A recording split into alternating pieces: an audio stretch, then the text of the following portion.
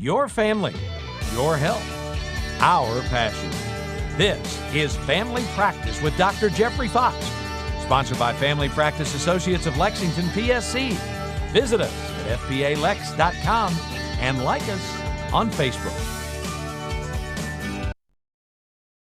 In the kitchen, we've talked food safety, but we're also going to talk more food, which is Meals on Wheels. And my guest now is Melissa LeVine, and you are the president and treasurer of Meals on Wheels of Lexington. That's correct. Well, now, Meals on Wheels has been around a long time. Tell me a little bit about your history. So Meals on Wheels has been in Lexington since 1969. We are not affiliated with Meals on Wheels of America.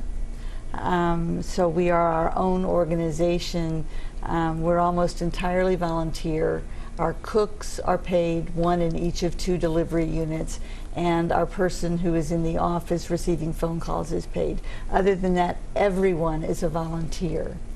We deliver meals 5 days a week to people pretty much anywhere in the Lexington school district.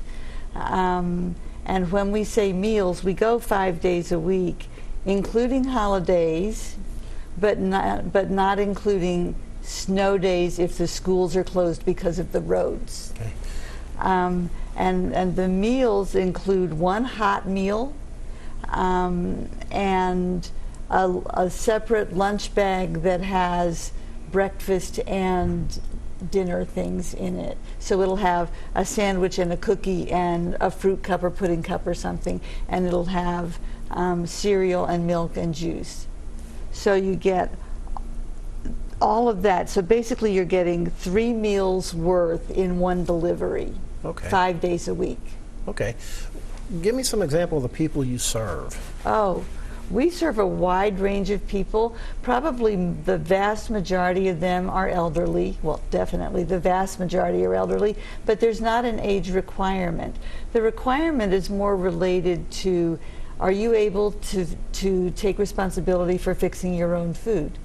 So we might have people, our most common group is probably elderly people who are really slowing down a whole lot and they just can't stand long enough to cook a meal or something like that. But if you think about the way we defined it, it goes in a lot of other directions. For example, often adult children will ask us to serve their parent who is depressed and just not eating. And so somebody comes once a day, and after a while they get used to that. They're eating, they don't have to think up what to fix for dinner. We also serve people who maybe have early dementia and they can't remember to turn off the stove, so it's not safe for them to cook. We deliver to people who have had surgery or an accident, and so they just can't stand long enough, and those are usually more temporary. And when they're more able to go back to fixing their own food, then they just let us know, and we stop delivering unless they need us again later. Well, now you mentioned most of your staff is volunteer. A lot of it's volunteer.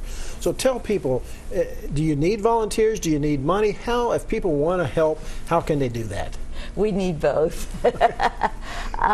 We work really, really hard to keep our meals, although they're healthy and something you would want to eat, we also try to keep them inexpensive. And you know, food costs are going up, so that's not as easy to do as it was.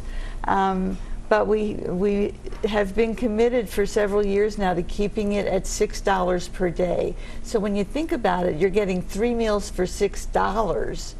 But even with 3 meals for $6, there are people who can't swing it.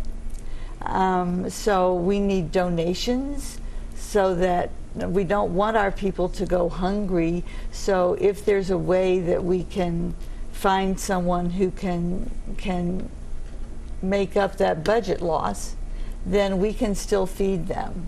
And we also need volunteers. One of the realities of volunteers is that the vast majority of volunteers are elderly. Well, now, You've got a website. Yes. We'll put the phone number up there, but you've got a website too, in case people do want to give money, do want to volunteer. That's how they can access you. There is a donate button on the website. There you go. Tell us what the website address is. The website is mealsonwheelslex.org.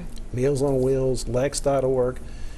And if you can, give them a look and give them some money or volunteer if you've got the time. Yes, so when we're looking for volunteers, we want people not just who will do it once or twice. It's not a one-off, because a lot of what we do when we deliver to people involves establishing a relationship with them so that we know if this one doesn't answer the door, it's no big deal. They'll be there in a minute or two. But if this one doesn't answer the door, red flags go up.